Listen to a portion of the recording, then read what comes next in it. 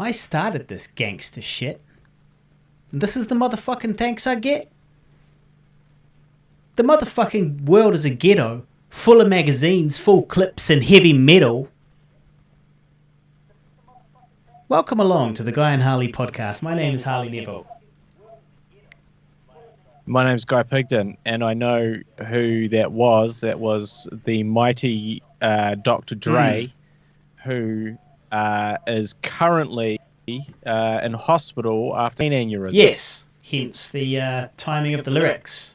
Well, and also the... well, that was obviously related, yeah, for sure. Absolutely. So shout out to Dr. Dre. Hope he gets better. That it's due to the extreme amount of stress he's going through a divorce.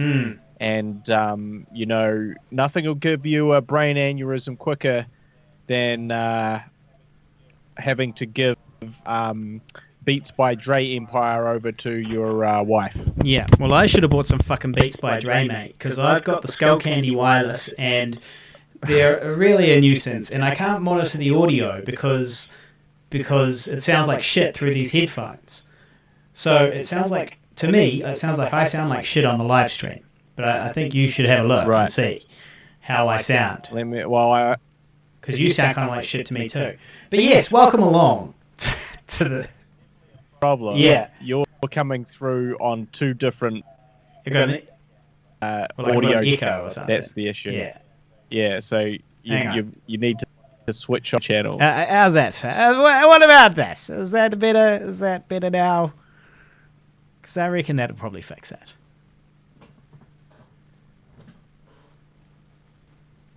Okay, that's fixed it. Okay, good. All right, well, good. Great start to the show. Yeah, I've been doing this every single week as well, where I have one of the knobs turned up, and then when I do my lyrics, I start hearing myself come back into my ears because I haven't. I want the mix minus myself. Instead, I've got everything, including my own self, coming back in my ears, and I keep fucking up my lyrics, like today. But Happy New Year, everybody. Well, why? What was the rest of them? Were you not? Oh no, that was it. I just fumbled the delivery.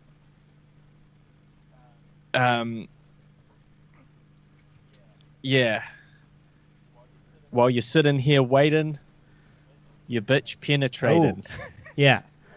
I believe is a lyric coming up a little bit. Yeah, something like that. I went for a more tactful lyric of Dr. Dre's. Same song. I'm pretty sure. I think Ice Cube might. I don't know actually. In fact, I think it is Ice Cube that says that, not Dr. Dre, in that song. Right. Well, so that one's for you anyway, Dre.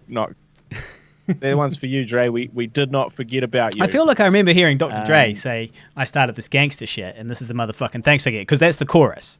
Well, yeah. Or whatever. That's true. Or it's part of it, yeah. And then I think that next bit is transitioning into Ice Cube's Ain't No Cop in a Plea, G. Tell him. So yeah, welcome along. Happy New Year to everyone. This is the new year, 2021, new year, new me, New Year's resolutions. What's everyone's resolutions? Let us hear it. New year, new... We've got one person watching, it's me, so they can't... Don't worry about that. That can't be... Yeah. So we're not sure, but yeah, if someone can... chime in with their New Year's resolutions. We'll read them out on the show next time. Yeah. What's your New Year's resolution? New Harley? year, new meaninglessness. I don't have a resolution. Not yet. Right. I haven't really figured it out. I don't know what I'm doing. I'm still recovering from 2020, to be frank. Still recovering. Yeah. Look, I think the whole world is recovering from 2020, and if you look at the state of the whole world, they're not recovering well. Yeah. Some might say that, it was this whole, thank God that 2021 is over. That's what everyone's saying. I mean, 2020 is over. Thank God. And I believe we mentioned this on the last one, is like, look, time is a man-made Yep, construct. I did say that, and I'm glad you remember. And that there is no tomorrows. There's just a never-ending right now. Yeah, there is no yesterday, there is no tomorrow, just a never-ending right now. And with that being said, right now the COVID pandemic through the world with this accelerant version of it. You heard it here first on the Guy and Harley podcast a few weeks ago. That the UK managed to cultivate and breed. Yeah. And so that's cool, which is 70% more infectious, which is obviously very concerning when you consider that the first version of it was highly very infectious, contagious. and that was the problem. Exactly, highly contagious. Yeah, so now the problem has increased by 70%. Since that time, England has now officially gone into the highest level of lockdown. They tried several other measures of like half-assed lockdowns and did not manage to stop the increase on week of hospitalizations by we're up 30% from last week, which is insane if you think about an increase like that to like a frontline hospital. And so they're like, cool, things are actually really dicey. Same in LA and in certain states, is very dire. And we sit on our island, pretending it all doesn't exist over there. It's going to wash over us soon enough. The inevitable second wave of the more infectious one. It's a concern. I'm not looking forward to this lockdown. They have found 7 cases of the new version in the border in people that have been isolated and quarantined now. And the government is now considering. It's been a while since we did a COVID update. The government now is about to institute or has instituted a new rule, which you have flight. It has to be within your COVID negative, I believe, which is makes a lot of sense. In fact, it sort of seems like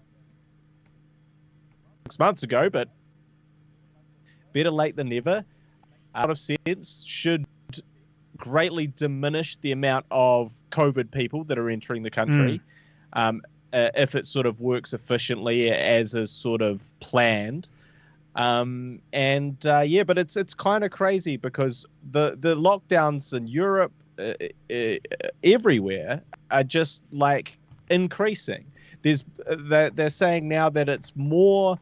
This is worse in terms of the infection rate and all that sort of thing and hospitalizations. It's worse than when everyone, like collectively the world, did the big lockdown in March of 2020. So, things are not good. And not only are they not good, but, the doofus president of the United States disgrace. Disgrace. A riot, an insurrection through his kind of propaganda, really. I mean, that's it. His sort of propaganda machine, the peddling of the idea that the election was stolen, the idea that people should kind of fight back against that untruth. His supporters should fight against that. They basically stormed the Capitol. That was, yesterday that happened, and broke in and did a bunch of dumb shit. And one person died. Someone else is seriously injured. More than one person died. A woman was shot. A she cop died in died. Hospital. A woman was shot in the head. I watched the video. She was crawling through a window. Towards the gun. Insane.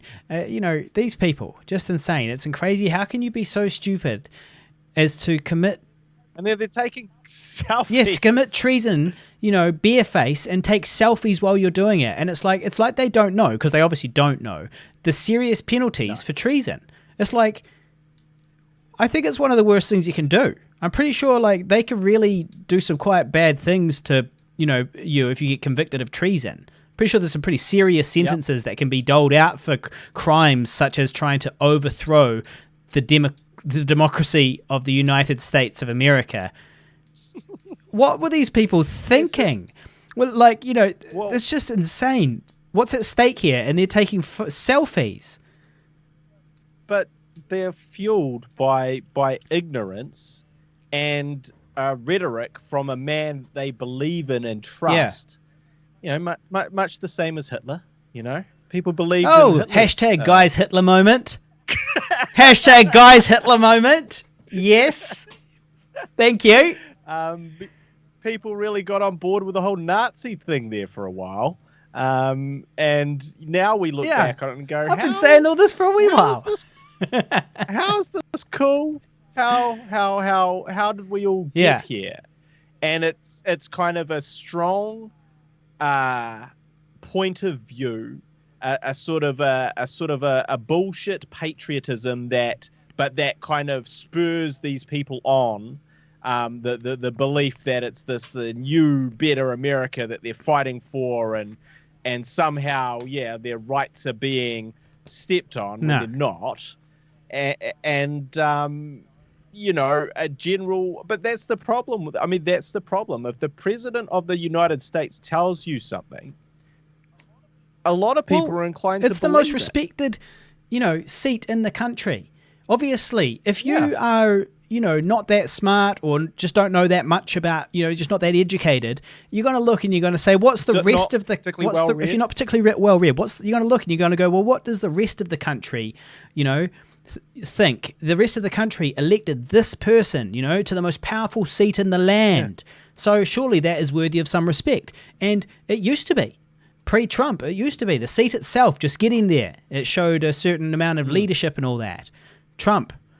Yeah. This is the madness of the modern world we live in.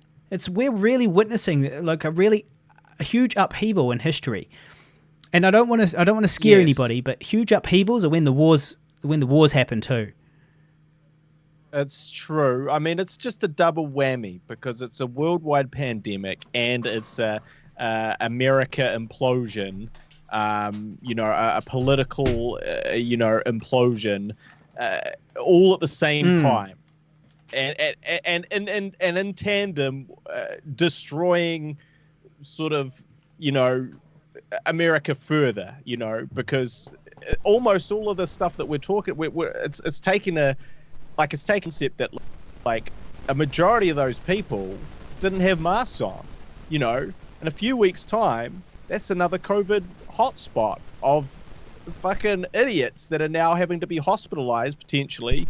And it just continues on. It's like, yes, for some people, it certainly seems that COVID is not a thing. And that is the biggest problem, is how do you make someone understand how serious the gravity of this disease is, when if maybe you've got it and you've gotten better easily, but or you don't have like people that personally that have gotten seriously ill or died from it.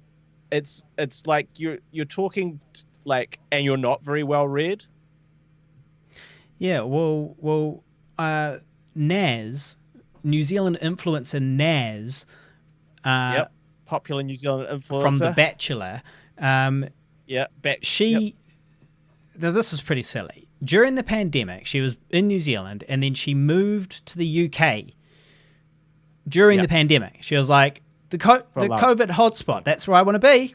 That's where I want to go. The world's, one of the COVID hotspots. That's where I want to be. So she went there and she got COVID, right? Yeah. And then she posted today saying, "Oh, it's not that bad. It's just like it's, I've had way worse normal flus. It's not that bad, and I think all of this lockdown stuff is too much, and you shouldn't be doing that to small businesses." And And I was like, mate, the whole reason you fucking caught COVID was because the UK didn't lock down when they were supposed to. Like, the entire reason she even got it was because they didn't lock down. And she came from New Zealand where we did lock down and could walk around freely. And now she's in the UK wearing masks and posting this dumb shit. I was like, bruh. Yeah, I saw you got into a little comment. No, I didn't actually reply. I only replied once to her. But I didn't want to, because I was like, to be frank, I just couldn't really be fucked. Yeah. It's interesting because I saw that post as well, and again, that's the problem, right? We're literally talking about the problem that I'm talking about is that you have someone who has some sphere of influence online, and then they seem to be talking from a place of authority because they got it, they caught it, so they know all about it. And then they say, this is my experience with it, and you go, oh, cool, that doesn't even sound so bad. And then they sort of go on to say, and really, if you think about it, because it's not really that bad, and I know because I've had it, that all of this stuff is, we're really, ruining things for a lot of people. And all the people that haven't had it and that don't know and that aren't working at a hospital right now, without enough ventilators for people. And, there are some states where they're literally saying, look, if it looks like that person's going to die, we cannot take them to the hospital. So, sorry, you're just going to die. That's it, because there is no other option. We can't bring you in because there's nothing for you. For the people that still have a chance, we have to give it to them. Whereas at another point during this pandemic, they could all have that opportunity to potentially recover, but she didn't experience any of that.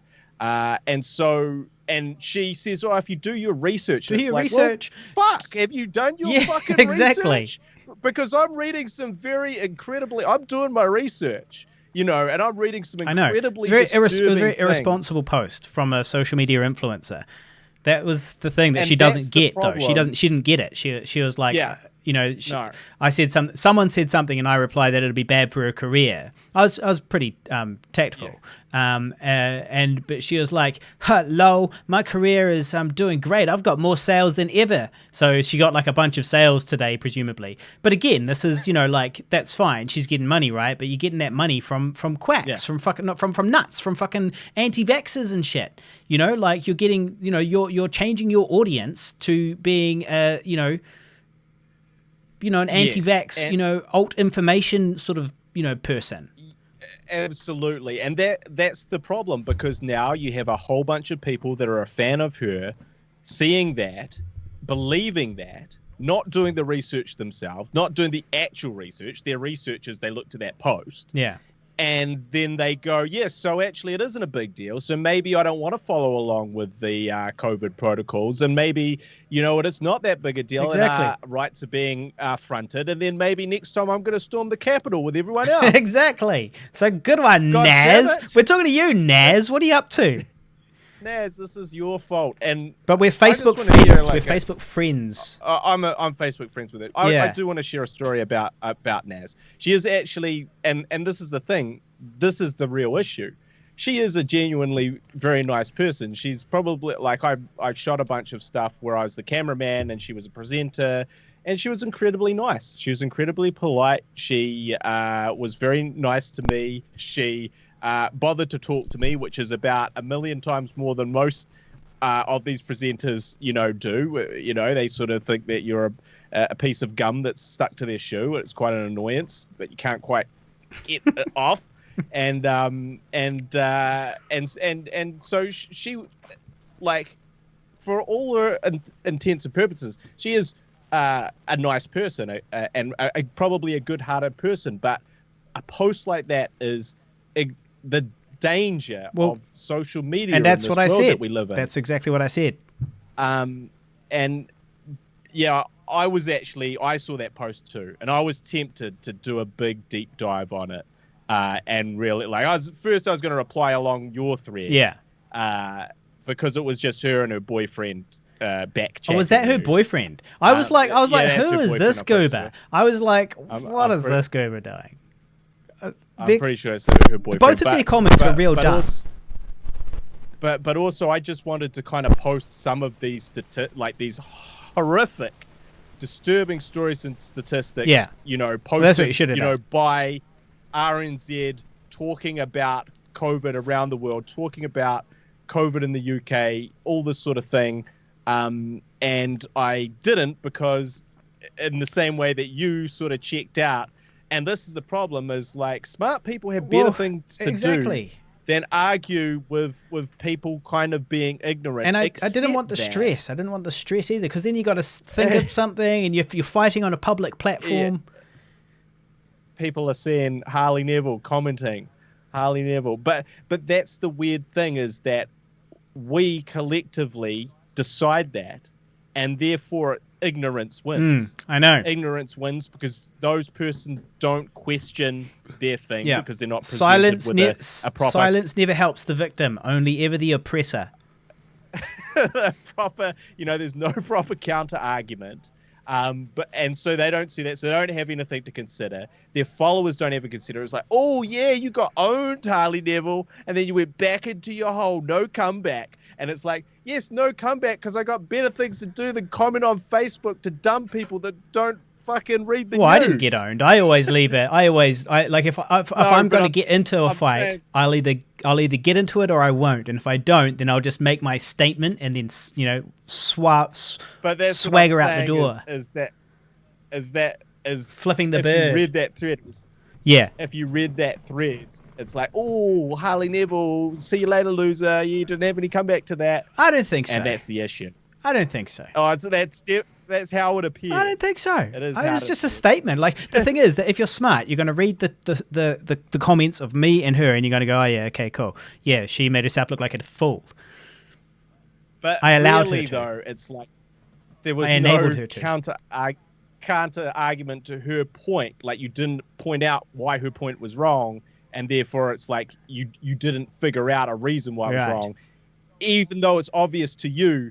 That's not obvious to the general joke. No, I guess so. Yes, I guess I assumed that. I guess my target audience was like smarter people. Well, you're right. Time to go. I could do it. Pick up the hammer. The thing is, I was on my phone, right, and I was at work, and I was like, I cannot be fucked typing out a big fucking essay on my phone, right? And I also, to be honest, the main thing really on my mind was not that I don't want to fight with this reality TV star. It was that I don't want to invite the negative comments. Like when I get a notification on Facebook, it's normally something positive.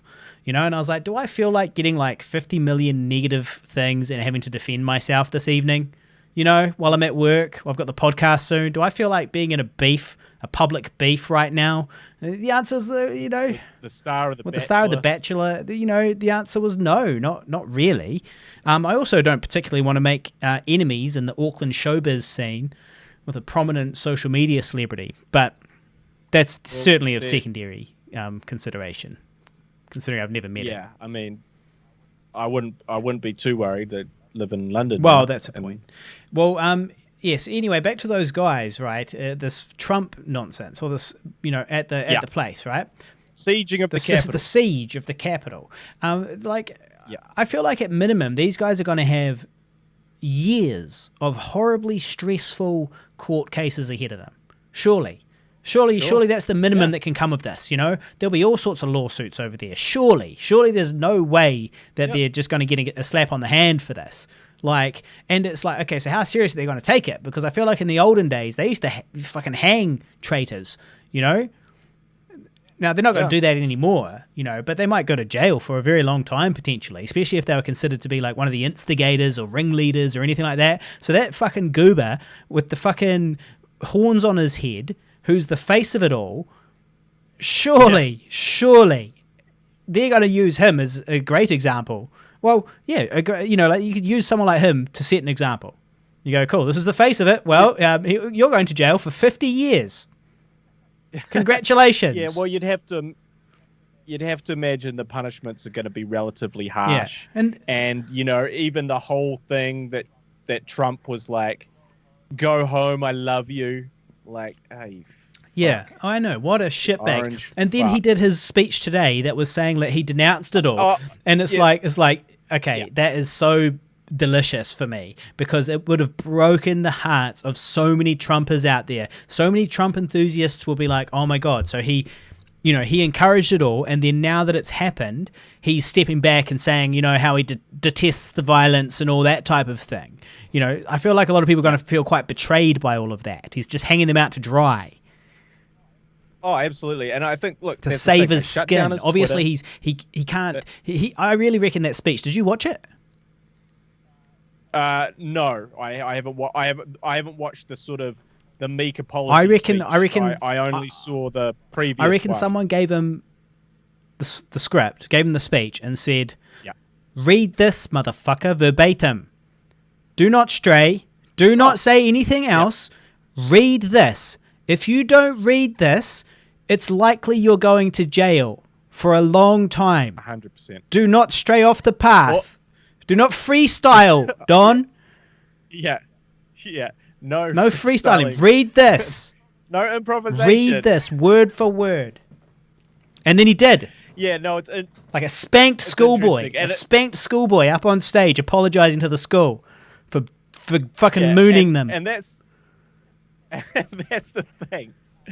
I think that's what's interesting about it is, like, to me, that is the only time in the entire history of his presidential run where someone has told him, or he has realized, or a combination of those things, that what he does, the way he does it, everything that he did crossed not just the lines of the regular terrible person, the regular terrible celebrity, the regular terrible half-assed politician president that doesn't know what the fuck he's doing, and straight into the territory of, as they say, treason, as they say, this thing of invoking the 25th Amendment, where they may... Oh, God, I hope they do that. I hope they remove that little shit from office.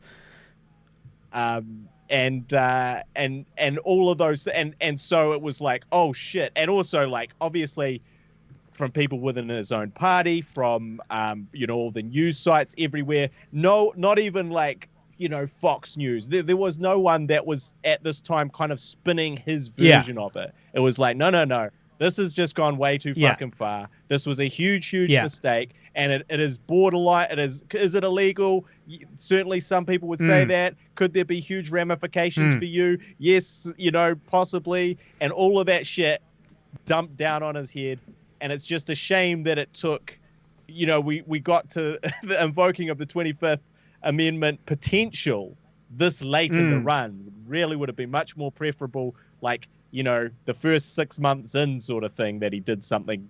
But he had to build his loyal following of idiots to get them to rabble rouse them to this point where, the ignorance would just spill over into insanity. They are going to make some crazy movies about this, man.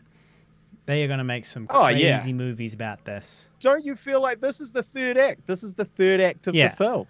I see I've gone a little bit black and white. It'll fix itself. It's because we're talking about, filmish sort of stuff.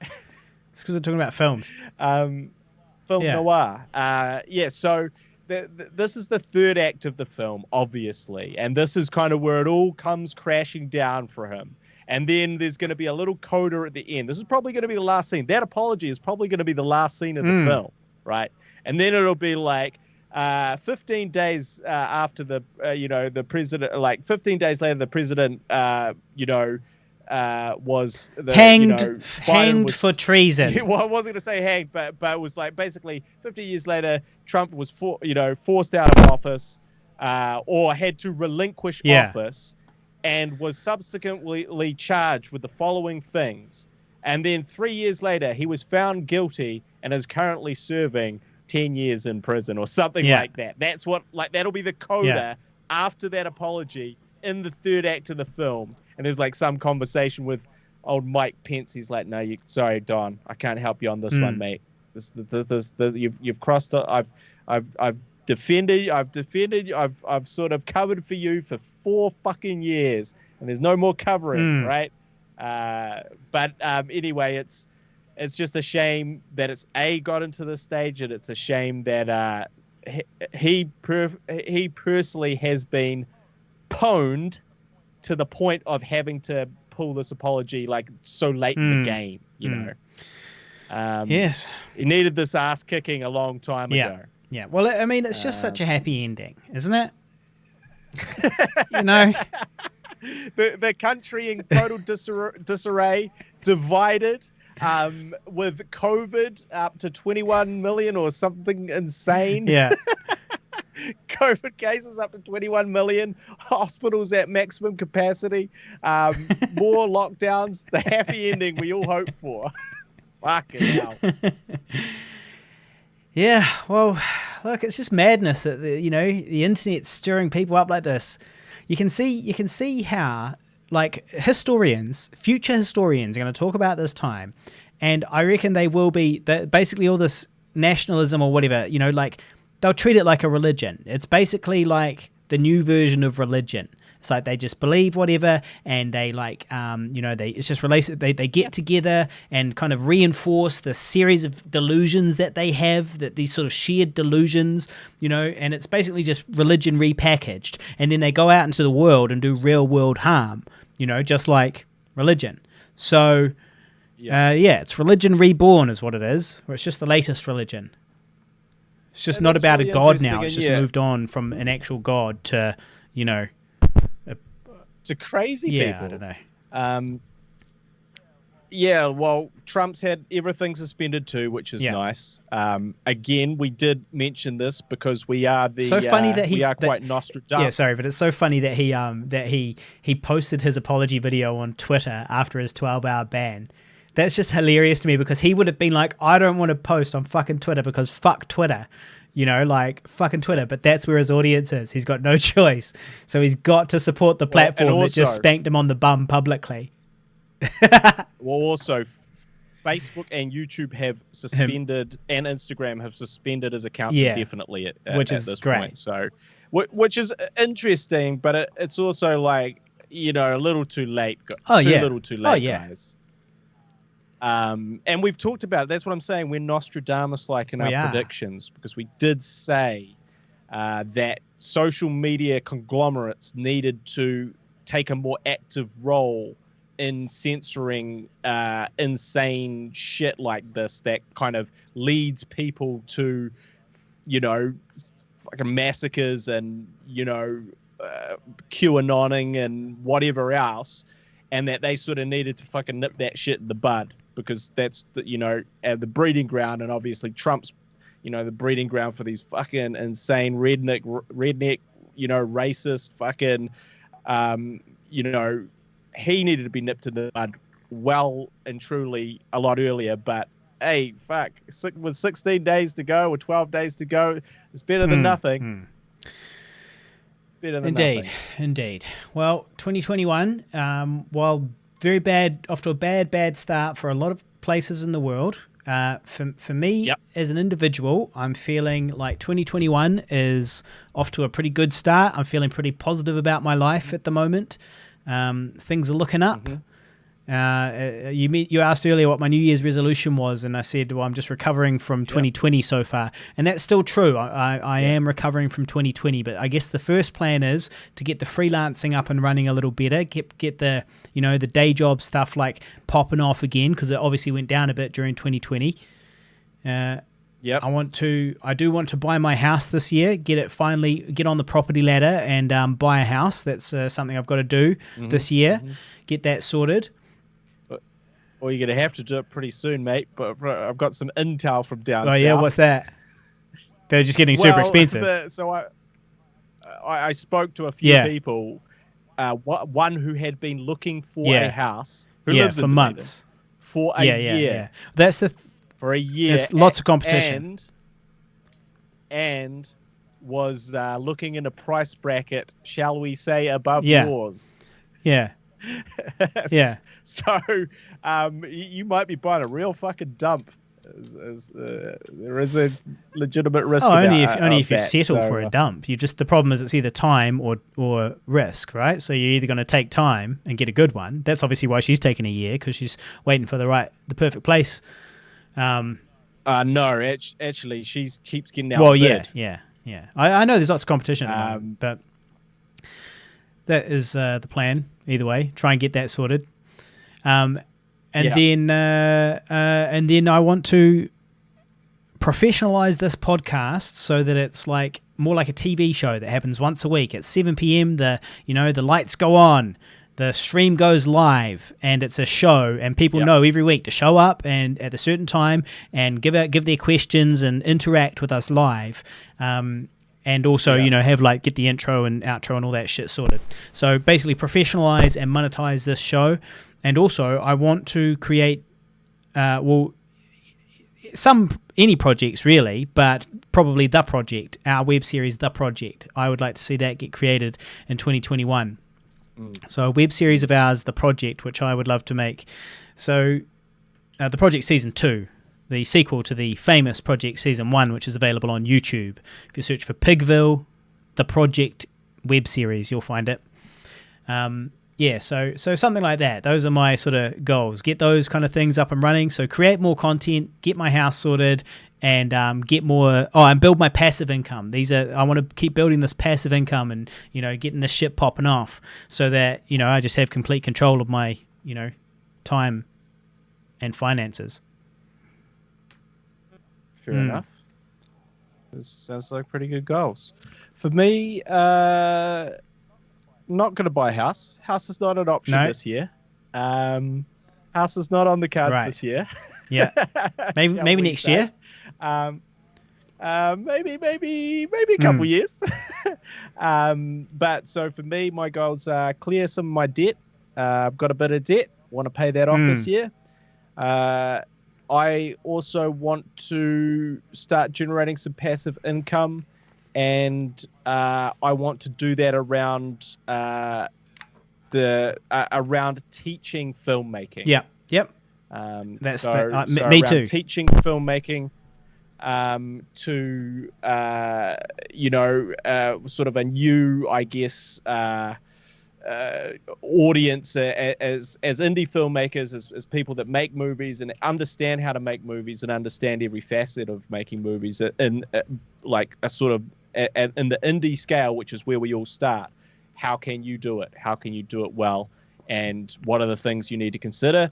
We do have 20 years of experience, so we should know something about it by now, you'd think. I'm sure there's something we can pass on. So I'm quite motivated to kind of generate a sort of a channel around teaching and a masterclass around older and some of our other projects to sort of interest people in other ways, but basing it on the stuff that we have out that people can also engage with. So that's my sort of goals for 2021, and also I would like to do the project as well. I would definitely like to do that. So those are my sort of goals. Also, definitely a goal is to lose some weight, because I hear that my close personal friend Alex Savage may be returning to the ring shortly, and I just hear from he is my friend, a close personal friend, that he did gain 2 kgs, 2 to 3 kgs. It doesn't sound like that many. Within one week. That's a few. All right.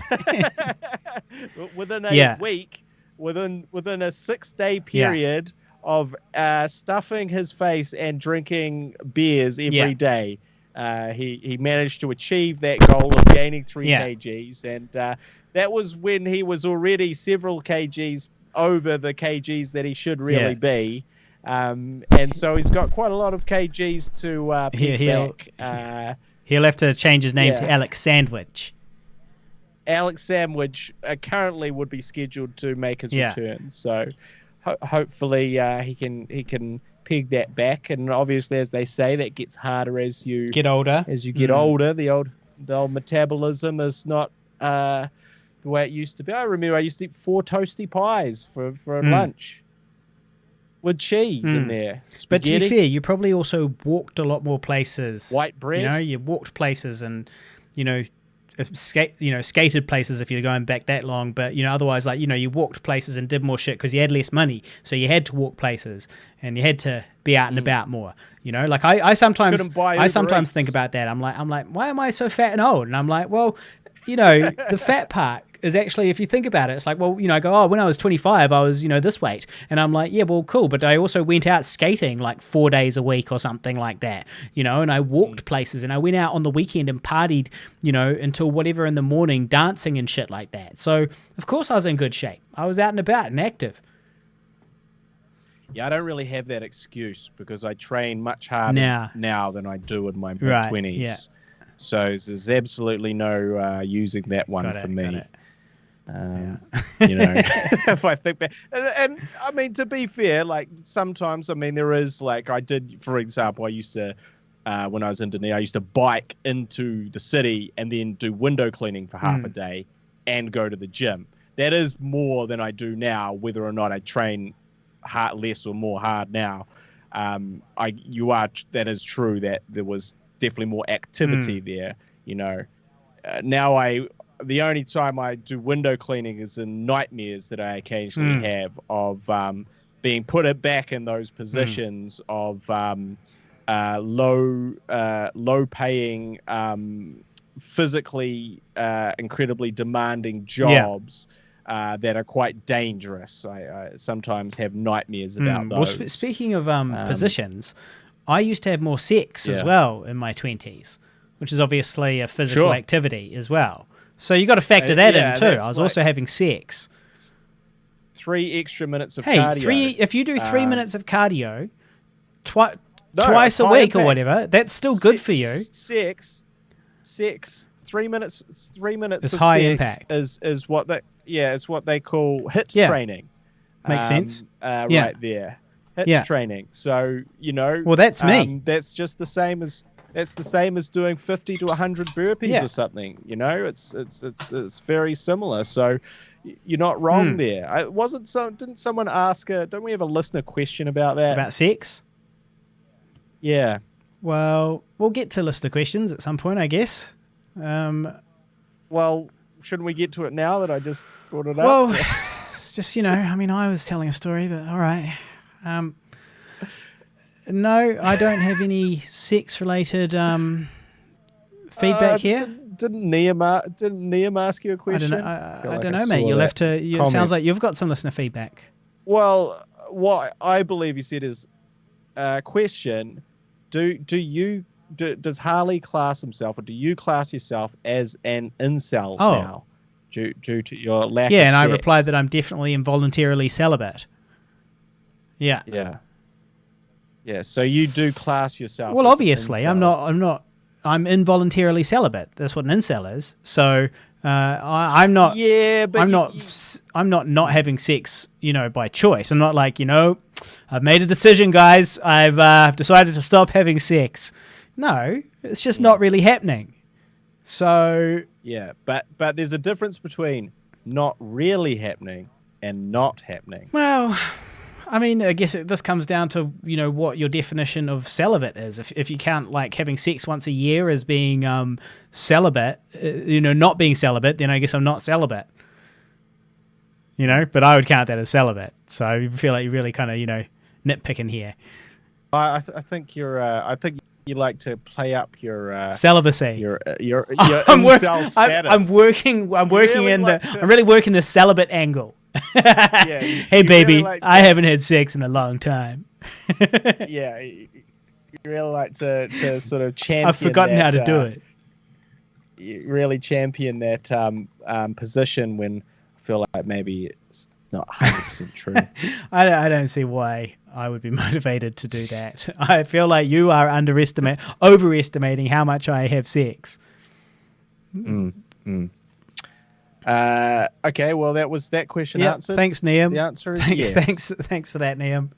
I am indeed an involuntary celibate. But so 2021, I'm excited because I am moving house as well. So it's off to a good start. I'm about to finally get out of this basement, which has on a number of occasions been mentioned on this show. That I'm not happy about it because it gets no light during the day, and I do so much work from home, and I've got no outdoor space, so I end up kind of just lounging in this, cave like a troglodyte. And so I'd finally had enough. I said, "New year, new me," and I went out and I took the first place I looked at. Well, the first place that would have you. Well, both. They were the first place I looked at, and they wanted me. And so I'm moving out in a week or two, and I'm moving to a place that's got its own entrance, so I can come and go as I please, and it's got an ensuite, so I don't have to clean anybody else's shit, and they don't have to clean my shit. And then outside my door is a lovely garden, lovely deck area where I might invite friends over for a barbecue. Now, is this ensuite any more private than your current ensuite with the sliding door with the shit wafting underneath and the sound effects that are largely audible from any person that might be in your room? I've had friends here, who have, come to see me, and they've had to go and pee in there while I'm in here, and it's a sliding door that doesn't seal in any way. It just hangs there. It's basically just a hanging door in front of the door frame that you slide in and out of place. And so it's completely like, there's a huge gap, and you can hear everything. And, this is another reason why I don't want to invite, a lady back here. I'm like, hey, come back to my house. I'm going to listen to you poop. It's not on. It's not on. And then of course there's obviously my own personal concerns, which are that I don't want to be like, anyway, you just sit here, you just sit here and hold on, because I've got some business to do, and then I've got to go in there and try and, what am I going to silently do a crap, in the morning? Well, also, this whole issue of you're dating. You don't want to be dropping the big farts in front of your date. So you excuse yourself to the bathroom? Yeah. This is the scene from The Project. to let out a lengthy piss fart. Yeah. But yet, what was originally thought to be a harmless, anonymous piss fart that would never never be found out, never be discovered, is actually reverberating, heard and smelt for the whole world to see, to experience. So what you did there was, when you went to that place, you go, hey, just give me 1 second. You walked into the bathroom, and then you just did a big piss fart, and you came back out. You go, did you guys hear anything? And they were like, what do you mean? And you go, don't worry, nothing. Yeah. I went in there and took a test chat. Yeah. No, well, so... do you guys smell anything out here? You guys smell that? Yeah, I'd love to move in. Can you guys smell that? Well, to answer your question, yes, it does seal properly. It is a door that can be closed, so people can go in there and do their business. Or, alternatively, they can go into the house and use the main bathroom, because the house has got its own bathroom. And that's the thing. This current place that I'm in has only got en-suites. My room's got an ensuite, and my flatmate's room's got an ensuite. There's no toilet that a visitor can use if they don't want to shit in my room or his room. Now, does the ensuite have a shower? Yep. Oh, nice. So I've got a shower. Big time. Yeah, I got a shower, got a toilet, got a big wardrobe, got a big deck area that opens up into a garden. It's not far from where I currently live, and all is good. The only bad thing is it's quite tiny. It's still quite a small room. Oh, is it? Yeah, it's still not big. I'm going to barely fit I had to go back with a tape measure and measure the room. Do you want to know how big it is? It's 3 by 2 meters wide and 2 by 9 meters deep. So it's like basically 3 by 3.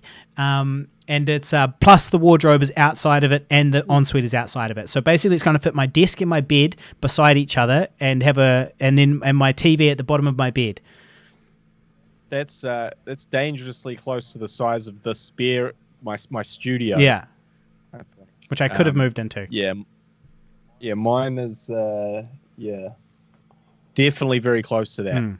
No ensuite. Well, I mean, the toilet's right around the corner. Yeah, pretty much an ensuite. Yeah. Well, in other news, I am being an extra tomorrow in an ad, but nobody mentioned it to my agent because a friend of mine asked me to be an extra in her short film. But there might have been a language barrier because it turns out it's not a film. It's a when I say my friend, I mean the Breakfast Faux Pas, asked me to be an extra in her film. And it turns out it's not a film, but a commercial. And as people will remember with the Breakfast Faux Pas, it all started to go off the rails when you failed to buy her breakfast. Although I had bought her breakfast several times up until that point. But on this particular occasion, you did not buy a breakfast. I didn't pay for breakfast. She felt like she felt like she'd earned it because she'd had to spend a significant amount of time with you, and that had earned her the breakfast, spending the time. She deserved it. Why she deserved it. Spend the time she deserved with you it if she's not getting any breakfast. So she said that she didn't mean to be rude, but she deserved this. Yeah. That's what she said on the day.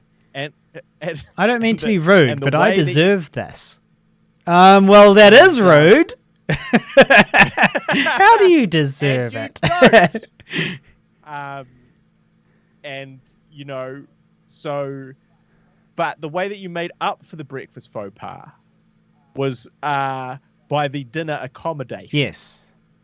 Because the way that you made amends 2 years later for the breakfast faux pas, two years later, was that you paid for her dinner. Yes. So the slight has been forgiven. It was being forgiven. Yeah.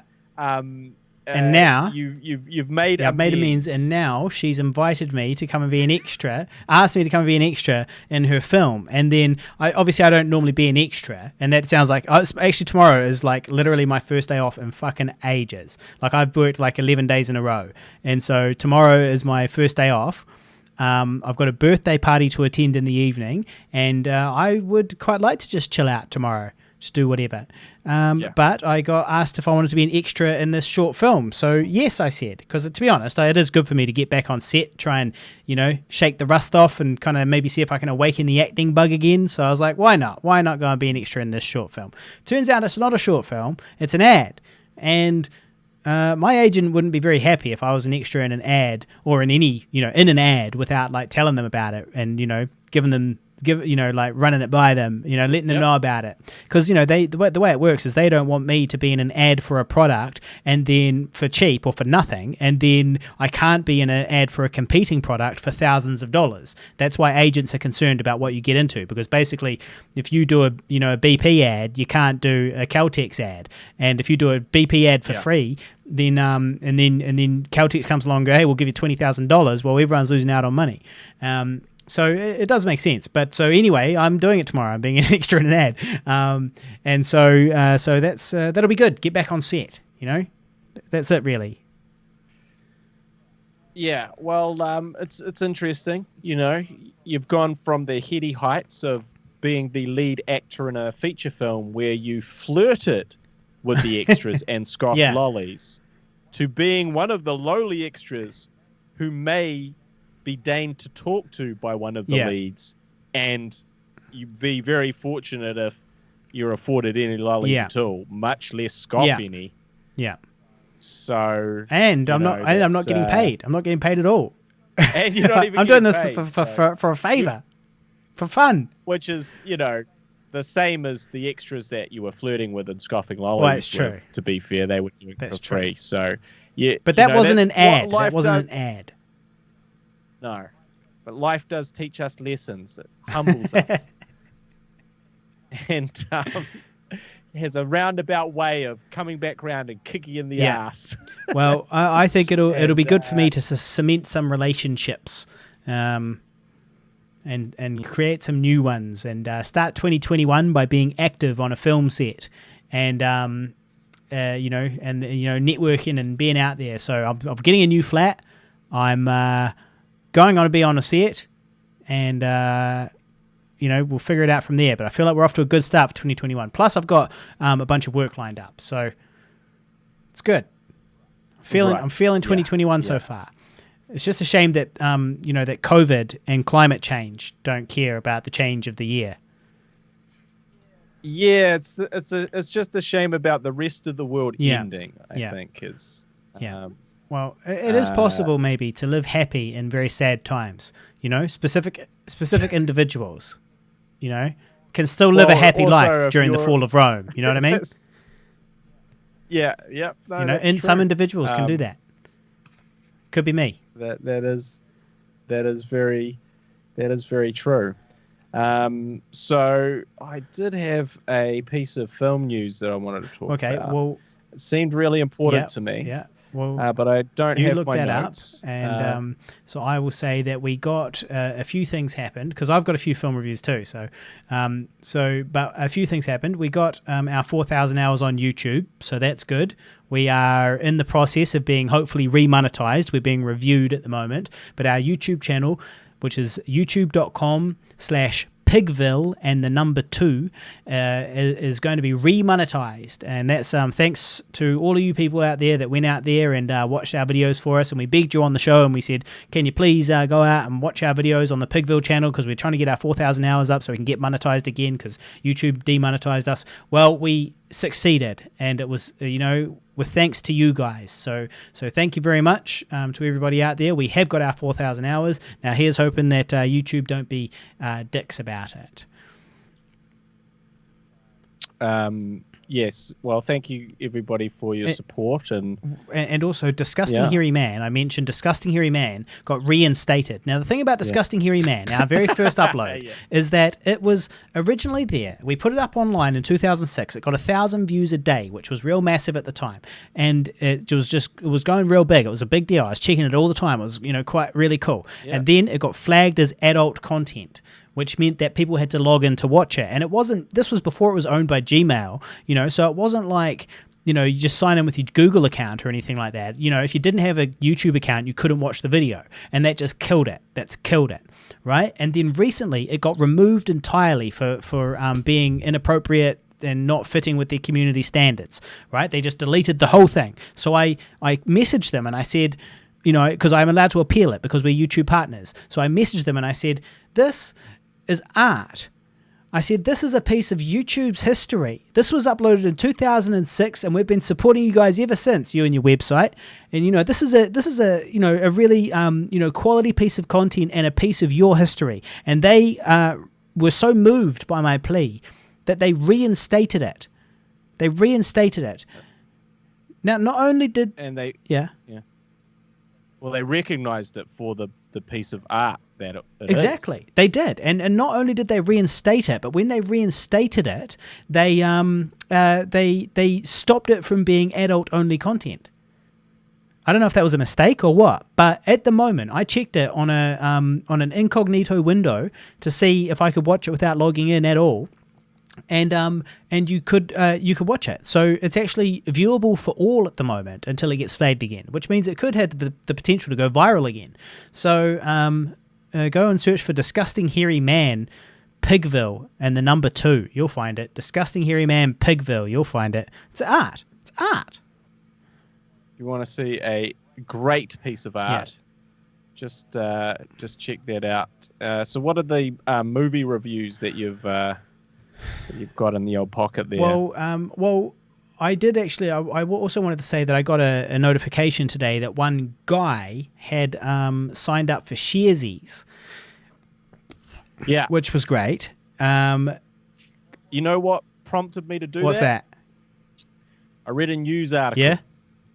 Read a little news article. It was about your boy, Elon Musk. Muskie. My man Muskie. Mr. Tesla. Yeah.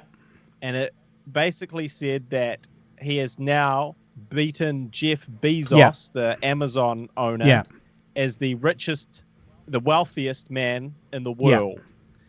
And then there was quite a funny tweet, and he was like, that's strange, was his reply to that. And then someone said something else, and he goes, basically, I have you confuse me. Like, I don't spend any of my money on like fancy shit. Half my money is allocated to trying to solve the world issues, and I'm allocating the other half to a civilization on Mars in case we get hit by a meteor here, or we just fuck everything up. So that's where my money's going. So don't think that I'm looking for a new Porsche or anything like that. That this is where I'm at. And I thought that was a cool reply from him. And I thought, fuck's sake, I should have got some shares in Tesla when it was so cheap. I would have had so much money now. And now I don't have anything because I didn't get on it. So, and to be honest, I had been sort of always planning to invest in shares. But you see, my addiction is investing in equipment. I love getting camera equipment. I love getting film equipment that I think will make my life easier as a content creator, as a videographer, as a director. And so often I'm too attracted to the shiny new thing. So rather than think about... It's good that you can identify that. Investing in shares... look, I'm very self-aware, mate. I'm aware of all my problems. That doesn't mean that I will change. I know. It means that I know. I know what they are. So that was sort of like, but I have been planning to do that, and so just thinking about that, and I will be investing. Can I really afford Tesla stock? Not anymore. Well, just buy a little bit. If you believe the company's going to go up, if you believe that it's going to continue to grow, then just buy a little bit of it. Just buy what you can afford, because you can buy partial shares. So if you put in $10 and it turns into $12, isn't that a good thing? Right? So cool. Okay, you turned your $10 into $12. Looking for that 720% increase, Harley. Yeah. Well, look, man, I'm halfway there, dog. My Tesla stock is 300% up. And overall, I'm 150% up on one website and on one app, on the Stake app, and I'm 26 or something % up on Sharesies. So all up, I've got gained about $10,000. It's quite good over not that long, about $10,000. Plus, when you signed up today, I got a $5 referral fee. So I've made about $300 and something from referring people to these apps so that they can get on and, hopefully get rich too. Well, you got $5 too, so you're welcome too. Yeah, we both get $5 each. I ain't got it might not be processed or something, but you'll get $5 when you sign up. We get $5 each. Well, I haven't got into this $5. This easy $5 money. Yeah, it's coming. It's coming. I promise. It's the deal. Anybody that signs up using my referral link, they get $5 and I get $5 too. That's how it works.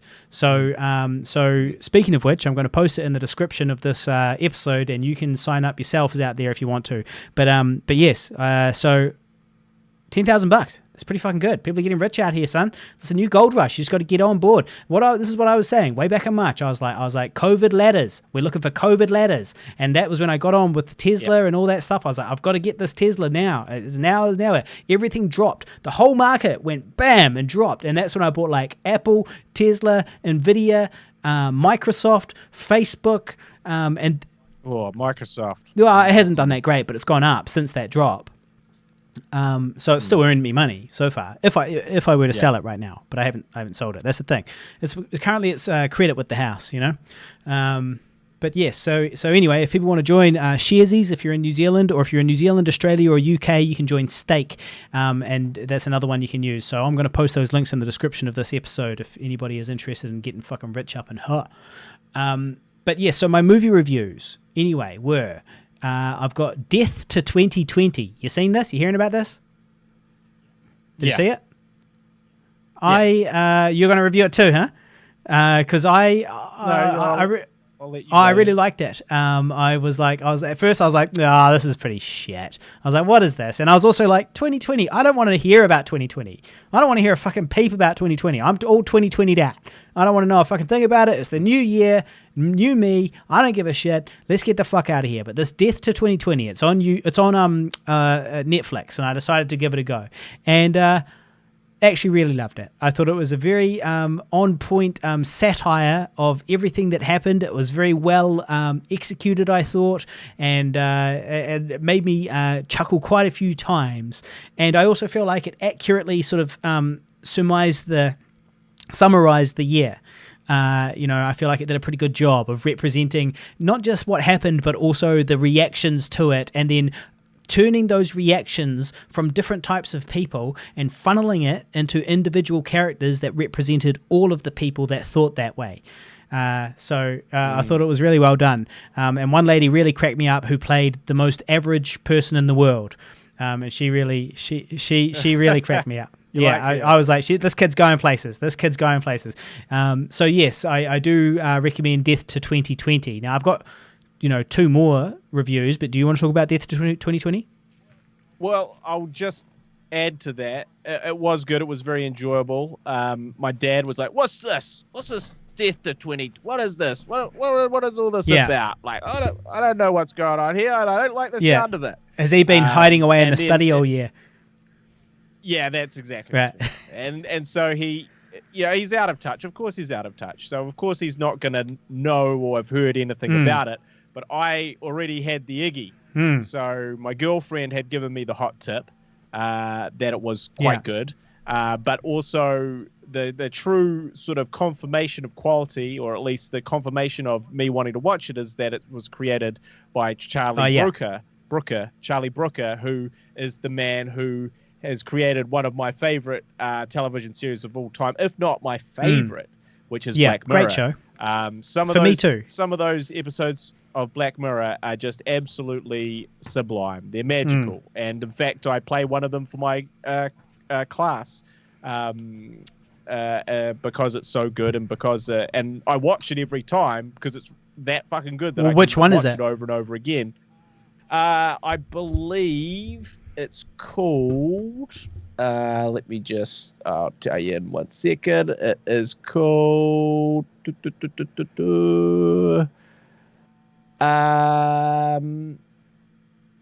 Shit, no, I can't remember. What's it about? It's basically the one where someone wants to get her rating up. So buy a house. The social media score social credit system. And then she goes to this wedding, or tries to get to this wedding, and ruins everything. I know the one you mean. The social media one. In the process. Yeah. Well, there's lots of social media ones, but yeah. I think it's called Nosedive. Right. That's what it's called. And it's great. It stars Ron Howard's daughter. Shit, I've got her name now. But she's amazing in it. She's absolutely amazing in it. And it's just a cool story. And it's also just 1 degree away from really reality. Just one degree away, and maybe even less than that for like young people now. So for teenagers and kids, it's like this is very close to what's going on. The only difference is that this kind of the social credit system is instituted by the government, whereas at the moment it's just instituted society, by your peer groups. But that's very good. So Charlie Brooker. So you watched it because of that too. Well, me too. I was like, and he created Black it, Mirror. So I had faith. Exactly. And it was very, very funny. It was highly entertaining. So I did really enjoy that. And my dad, not a few minutes in, was laughing his ass off. So you're welcome, Dad. You're welcome. You got to have faith. That was, I thought, quite just... Yeah, they pulled it off. I was like, at first I was like, I didn't like the acting, and then, but then after a little while I was like, actually, no, this is quite good. This works. This totally works. And I will also, before you go on with your next review, if you haven't watched Black Mirror yet, and I don't know why you wouldn't, but I would, if you're just going to jump in because they're all standalone episodes. It's kind of like the Twilight Zone in that respect. They're all they're not connected except thematically. And I would highly recommend playing Bandersnatch, which is the pick a path one, because, in terms of, it's not like this is not done very often. This is not replicated, this whole pick a path concept, but you're watching a movie and you decide where the story goes, and you can't pick exactly where it's going to go. You just make choices at certain times, and you can go through this movie like 5, 6, 7 times and have different outcomes. Well, it annoyed the fuck out of me though. I can only make it through once. I was like, I don't give a shit if this motherfucker has fucking cereal or toast for breakfast. I don't give a shit. Don't make me grab the fucking because it's so random. Like it's like, okay, is it toast or is it cereal? And it's like, it doesn't really matter. You're just going to take me on a path anyway, right? So I obviously it decides which path, but I was just like, I can't be bothered fucking around with the remote every 5 minutes. I thought it was going to be like once or twice in the movie. I'd be like, oh, that was novel.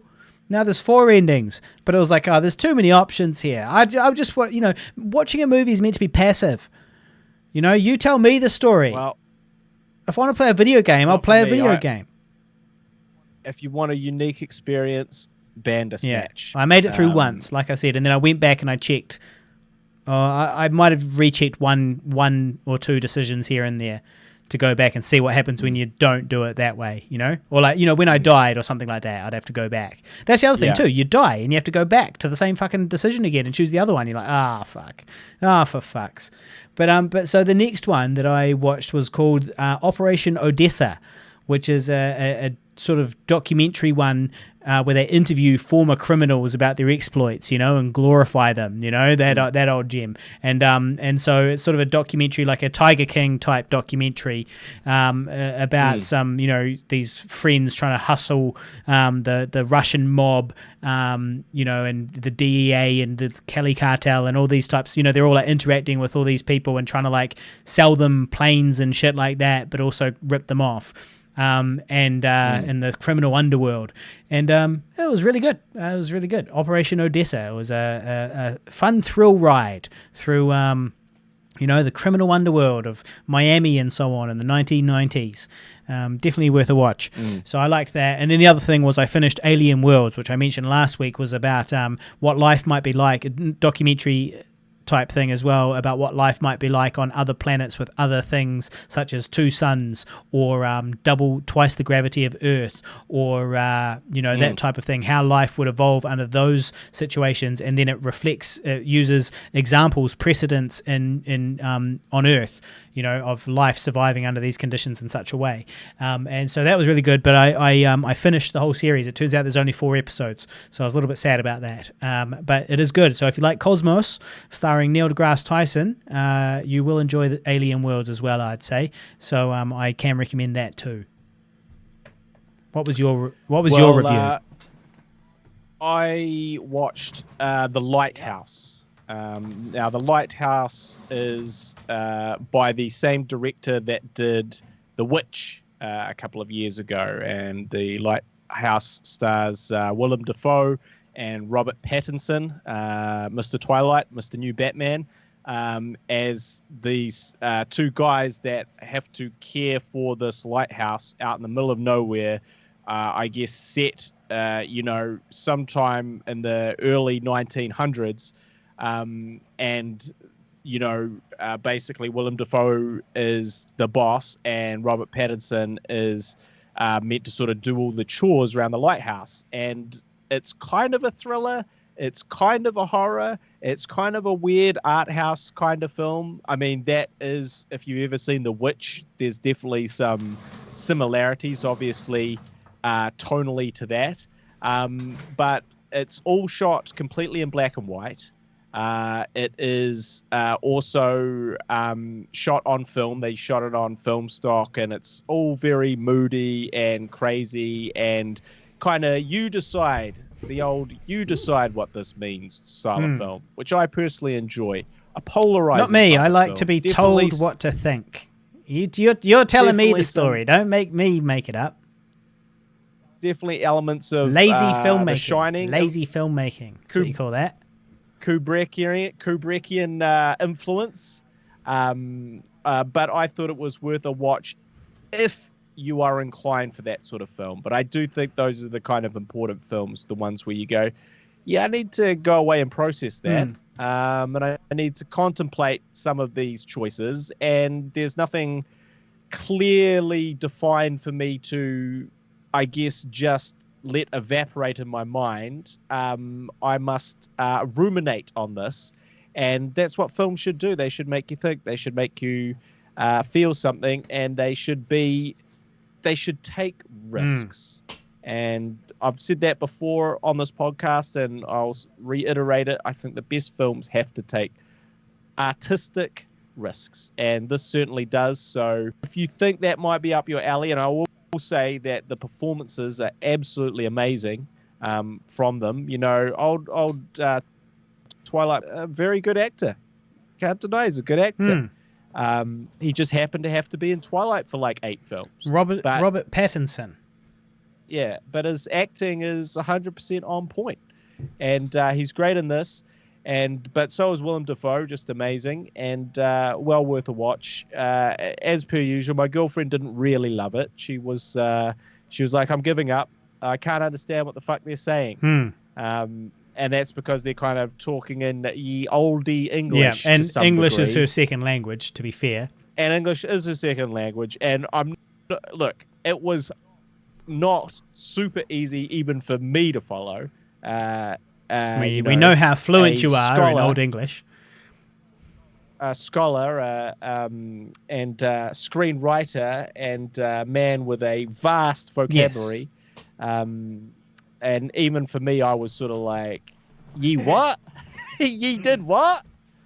I says ye. What did ye say? I kind of missed that. But definitely worth checking out. And I'm looking forward to his next film. So it's by director Robert Eggers. So he's the same age as me. He's made 2 very thought-provoking films. I have not made any thought-provoking films. Older might be thought-provoking. Depends on your perspective. It does definitely hit a chord with some people, and then others, not so much. And in fact, that brings me to my next section. The troll hole. Now, I do have to, and this is the problem. Ego drives us all to some degree. So we are, of course, talking to writer-director Guy Pigden, the writer-director of Older, and now you're about to read some comments you've found on something online about your film Older. Because you just can't help yourself, right? Sometimes you just can't help yourself, and you want to help yourself, but you just can't. You just can't. You have to know what the word is and what's going on. And I'm definitely, so I've got onto Letterboxed, which is kind of like the currency of where people review films these days. And definitely seeing some good reviews, but also seeing some not so good reviews. And people are very quick to 1 star. Very, very, very quick to get on that 1 star. Well, what's the overall star rating on Letterboxd? Well, we're currently averaging 3.1 out of 5, which is not or actually, out of 10. Out okay, of that's good. 3.1 out of 5. We can handle that. 3.1 out of 10. Not so much. Yeah. But yeah, those 1 star and 2.5 star and 2 star.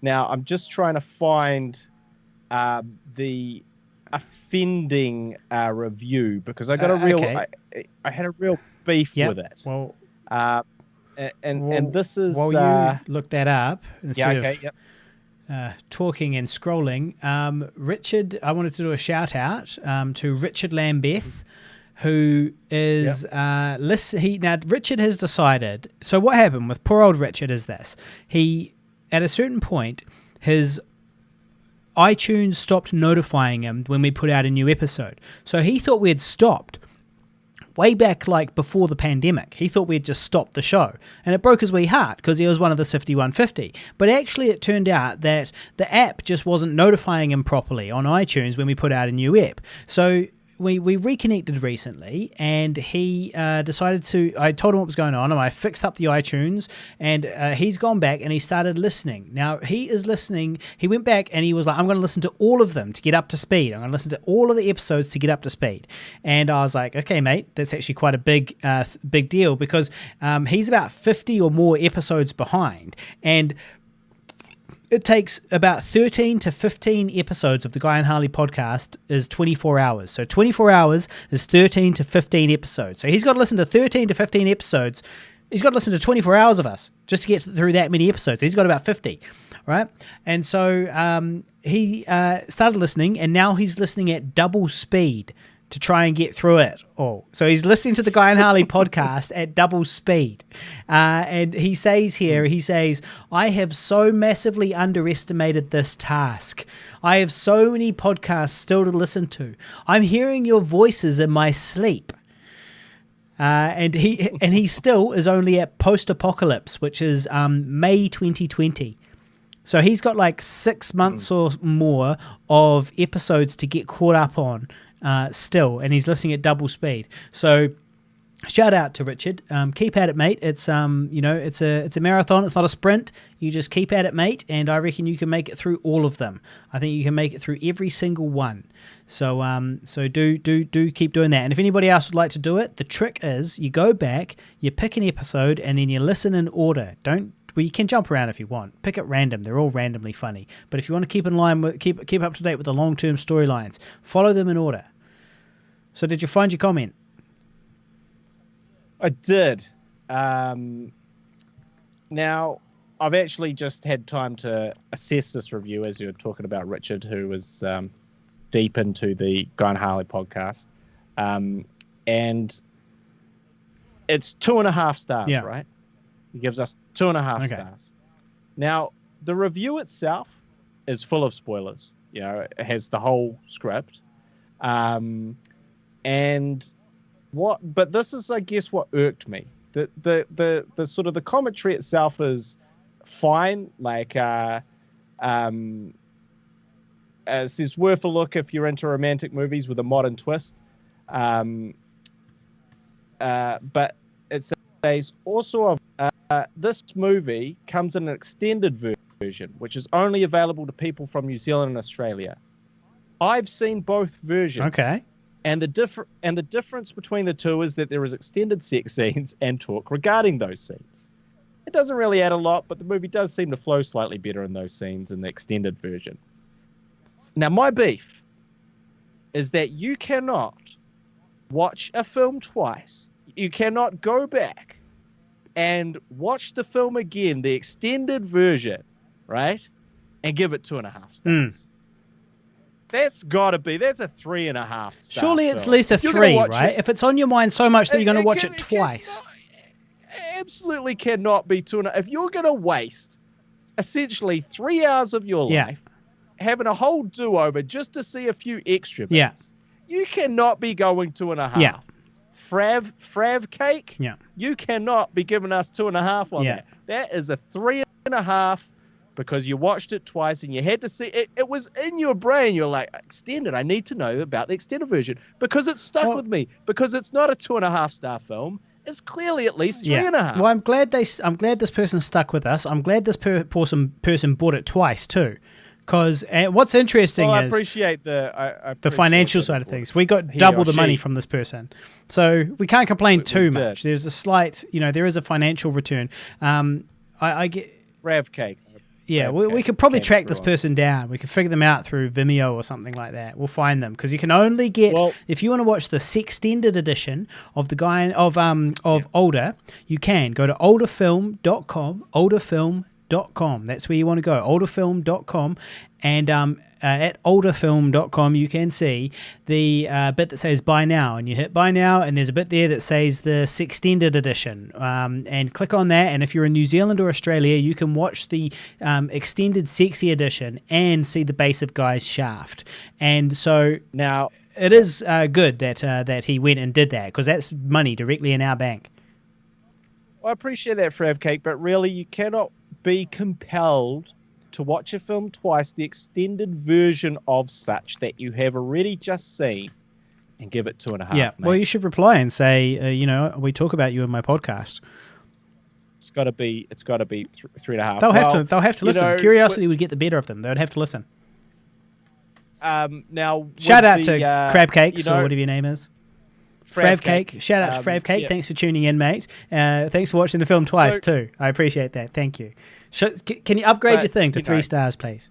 You need to be fair. That's 3.5. That's not even 3. That's 3.5. Double watch. Yeah. Come on. So anyway, but I will throw We this one out distracted too. you from the pointlessness of existence. The meaningless of life for 3 whole Twice. hours. Yeah. Yeah.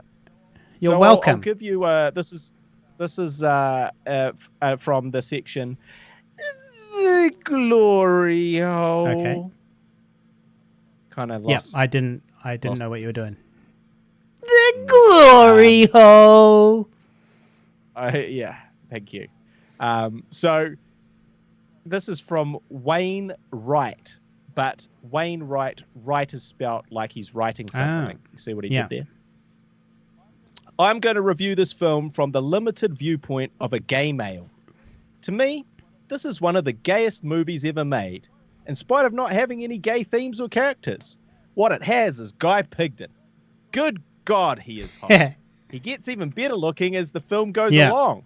It must take an enormous ego to write, co-produce, direct, and edit a film that you're also starring in. It does. Can you imagine Guy sexting back and forth with the camera guy? In this next scene, I want you to make me look like you could eat me with a spoon. Yeah. That's how this movie got made, y'all. There are a number of mouth-watering shots in which Guy is bare-chested and usually in bed. He has some ink that, kind of becomes him. He's immaculately groomed, even with an unkempt beard. How is that even possible? Yeah, I admit it. I'm fawning over Guy. But if you are gay, I encourage you to check this movie out. Strictly speaking, Guy isn't even my type. I prefer men of color. But by the end of this movie, I was totally in love with it. By the way, as far as the movie itself goes, it's a movie. There is stuff going on, to which Guy reacts, sometimes with his shirt off. That's all I can say about the plot, because there is no plot, really. Just Guy, the love of my life. So thank you very much. Well, Guy, it sounds, mate, like you need to get yourself an OnlyFans immediately. Yeah.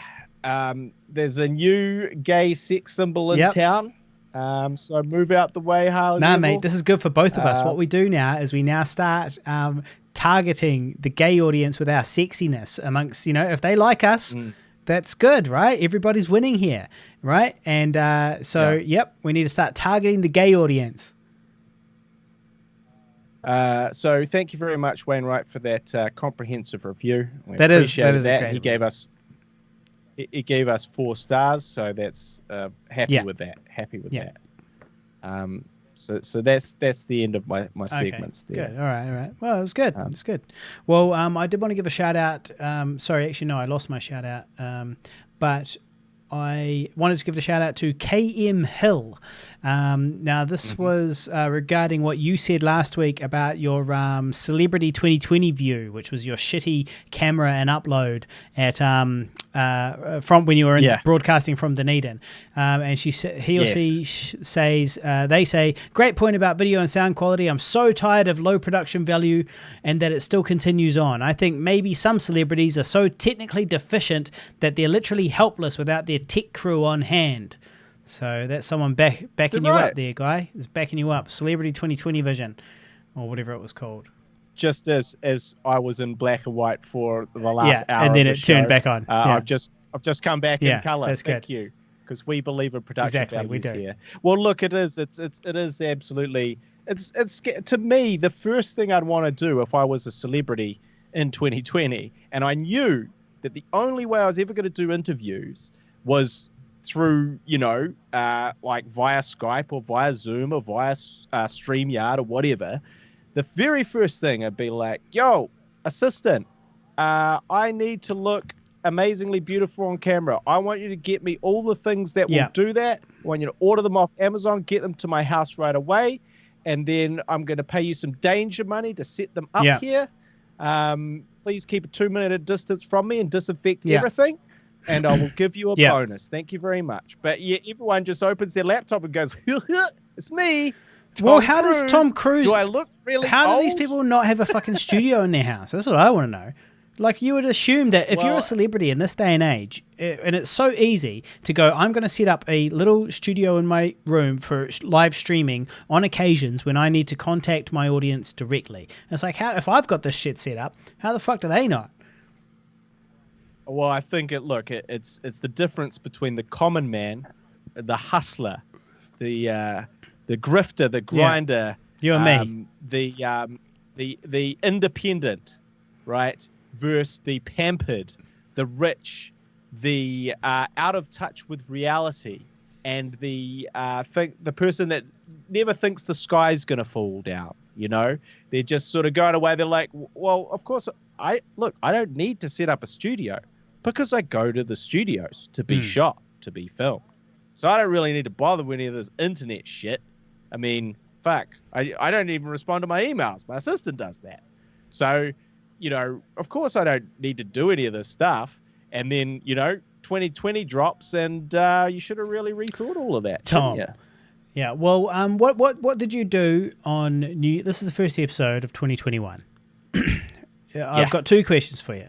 One, what did you do for New Year's Eve? And 2, do you have any predictions for 2021? Yeah. So in terms of what I did, I hung out with my family. We sat around drinking beer and eating too much food. Yeah. And we watched the film Knives Out. You watched a film on New Year's Eve with your family? Yep. Party on, dude. And I did not go anywhere. I had no desire, inclination, or motivation to go. Like I'd heard wind of that there was some potential places that I may have been able to go in Dunedin, but I was sort of like, why? What's the point? I'm gonna spend some money. I'm gonna get drunker than I would here, and then I'm gonna have to spend. Yeah. Why do I need to do any of that? I don't. And so I was sort of like, that's cool. I just hang out with the fam. I have not seen my family in over a year due to COVID. So I was like, really, what else we're going to do? And then Knives Out finished. It was a little bit underwhelming, I thought. It was not an amazing film. It was good. I would give it worth a watch, but I would also suggest that it could have been better. It was kind of like a mystery whodunit style, and with a whole bunch of different actors, like the guy that played Daniel Craig, James Bond, and the guy that plays Captain America, and so on and so forth. And it was by the director of the Last Jedi, which was the last time you watched Star Wars. And Star Wars, the last time I'll pay. That's the last time you'll pay, and the last time I gave a fuck, because, spoiler alert, they killed Luke Skywalker because he force-apparated too hard. He force-apparated too long and too hard and had a heart attack. I think we've all been there. Shitty way for a hero to go, for a childhood hero to go. Force-apparated too hard. Cause of death, force-apparated too hard for too long. Fucking stupid. It was the dumbest thing I've ever seen.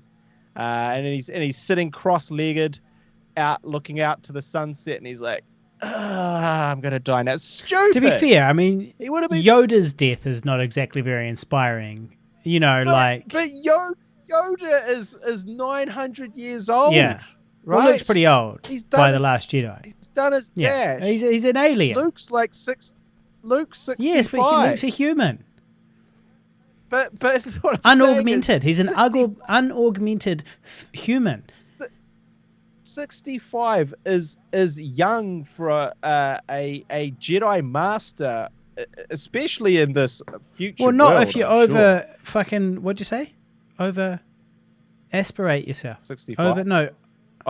He over force apparated not if you've over force apparated yourself. 65 is a difficult time to do that. For too long. Yeah, exactly. He force apparated himself for too long, and he fucking disappeared. Yeah. So anyway, it was by Rian Johnson who directed that. Okay. And it was not amazing. But what about you? How was your? So I went to a party because I was like, okay, cool. I found an orphans party. Basically it was a party for people who kind of weren't leaving Auckland and didn't have any specific plan for New Year's. It was like, just come along to this house party. And it was near where I lived. I finished work at 9 p.m. that night. And so I was like, I've got 3 hours before the countdown. I'll go home, drop off my car, and then wander around to this house party around the road. And that's perfect because it's a house party. It's some people, I didn't really know them super well, but I knew, obviously I was invited. I knew some of them. And so I knew some of them. It was a house party. I was like, perfect. That's exactly what I want. Just a house party around the corner from my house. I'll do the countdown there. It'll be a party obviously, but you'll be able to go outside and have conversations. It's not going to be like, dush, dush, dush, dush, party, like crazy party. It'll be, you can have, intimate conversations with people and, perhaps even form a connection. And so I was like, yeah, okay, I'll go along to this party here, have a chilled out New Year's. I'll be in bed at like 1 a.m. And then I get there at like 10 or something, and then at, or 10:30 or something, and then at 11:20, 40 minutes before the countdown, they were like, let's go to Ponsonby, which is a trendy suburb in Auckland, where the socialites and so forth hang out. And I was like, no, that sounds terrible. I don't want to go to fucking Ponsonby. I've been planning this for weeks, this quiet party. I've been looking forward to this quiet party on New Year's plan for weeks. I don't want to go to like the club and like wait in a line at 11:20 p.m. on New Year's Eve in Auckland, go to the club like it's any other, Saturday night or whatever, and then stand in a big queue just to get in, and then stand in there with the doof loud music in a big queue just to get a drink, and then you get your drink, and you stand there getting, bustled about, and then you've got to, and also you've got to, and then anytime you want to talk to anybody, it's like, hey, what are your New Year's resolutions? What? There's you can't have a conversation in a busy club, and so I was like, this is like the last thing I want to do. And I just finished work and I was all like unkempt and not like particularly, I was just like, I'm going to a house party, not like I'm hitting the club. And so I was like, I don't want to do this. But I got dragged along. I did get convinced. And I went along, and there was a $10 cover charge just to get in, but there was no line. It actually wasn't so bad, and then once I got in there, it was way too loud, but there was no it actually wasn't that busy. And so, to be honest, I did end up having quite a fun night, and I hung out with some friends, many of whom were beautiful and fun people, and apart from dancing with a pained grimace on my face for a while that would pass for a smile, I generally had a fun time, although I did spend like about $100 without trying. By the time I like bought some drinks and had some Ubers and got some burgers and all the rest of it, a burger, it was all, I dropped like $100 on that night, but no plan to do that. So yeah, that was what I did. But I didn't go to sleep until 5 a.m. So I was having quite a bit of fun, I guess, because I would have left early if I wanted to. And I had work the next day. What bar did you go that's to? the thing. It's the shitty dive bar in Ponsonby called The Long Room.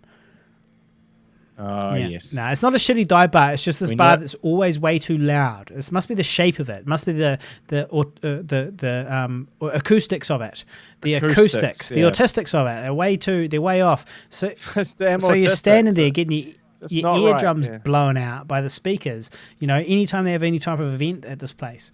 So yes, that was where I ended up. So I saw her in 2021 standing in a shitty bar, and for the countdown it was like 3, 2, 1, but it didn't. There was no countdown actually. The DJ just played like an annoying track that like went like ding ding ding ding ding ding ding ding ding ding ding ding, and it was basically played an annoying track. And I was like, evidently I'm an old man. You are. In fact, a friend of mine, my former tag team partner, I was round at a barbecue at his house yesterday, and he goes, "Do you want to go out to a bar after this?" And I was like, "Oh, no. No. You don't know me at all." Yeah. No. And now, in his defense, he's 24 years old. So to him, this is perfectly normal, sort of progression. Well, of the night. lady that was having this party was 26. So look, we might be identifying the issue here. Yeah, but for me, that was a definite no-go situation. Even the thought of there's nothing. Look, I don't mind drinking at a bar. In fact, I enjoy it. But the fact of the idea of super busy, can't really hear anyone. That's one thing. Having to dance, that's another thing. But really, what turns my blood cold is chills me to my very bones is that $100. I just it's hard to part with $100 in like that sort of casual, come what may sort of environment. $100 can get you a lot of, that's halfway right there. Yeah, or $100 worth of Tesla stock, which will turn into $150 worth of Tesla stock, or $300 worth of Tesla stock. Up 300%. Yep. So better things to spend my money on than those parties. Indeed. Those big nights out. Indeed. Well, that was my New Year's. I don't know what the New Year's resolutions are exactly, but I'll let you guys know as they develop and clarify. You keep working on that. I mean, you've only had all of 2020 to think about. No, 2020 was just thinking about survival. It's really just about survival, 2020. But I did get through it. Survival of the fattest. Yeah. All right. Well, look, on survival of the fattest, we better wrap this up. So thank you very much for listening. Facebook.com/Guy and Harley. Please go check us out. Find us on YouTube by searching for Pigville. And the number 2, the biggest thing you can do for us right now is to go to olderfilm.com, www.olderfilm.com, and watch our new movie. Please watch it because every time you do, it really does help us. And please give it a review. Rate it, like it, thumb it up, give it 5 stars, give it 10 stars. Same with this podcast. If you enjoy it, make sure you hit like, make sure you hit thumbs up. If you'd like to support us financially, go to patreon.com and search for Pigville, or go to patreon.com/Pigville, and you can give us $1 a month to keep doing what we do.